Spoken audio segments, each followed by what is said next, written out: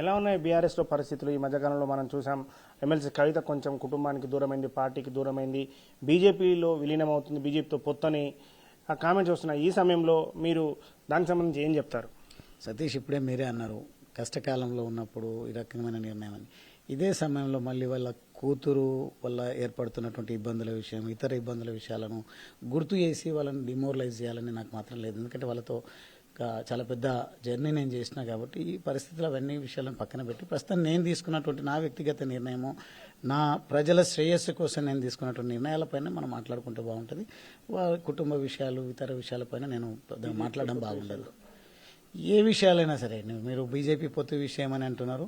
నిన్న ఎవరో నాకు ఫోన్ కాల్స్ వస్తున్నటువంటి సందర్భంలో చాలామంది మీరు బీజేపీకి వెళ్తుండ్రంట, కాంగ్రెస్కి వెళ్తుండ్రంట, లేకుంటే మీరు ఇంకో వైపు వెళ్తుండ్రంట అని మాట్లాడుతున్నప్పుడు వారికి తగ్గట్టుగా మాట్లాడి దాన్ని అక్కడికే క్లోజ్ చేయాలని అనుకున్నాం. అది ఏదో లీక్ అయ్యి దాని విషయమే హైలైట్ చేసేటువంటి ప్రయత్నం చేస్తాను. కానీ ఇప్పటి వరకు నేను నా నియోజకవర్గానికి రాజీనామా సమర్పించిన తర్వాత నేను వెళ్ళలేదు.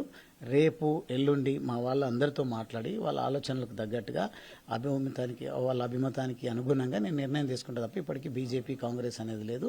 బీజేపీ వాళ్ళతో నేను ఇక్కడ ఫోటోలు దిగింది కానీ వాళ్ళతో రాజకీయాలు చర్చించింది కానీ లేదు. మీ అభిమా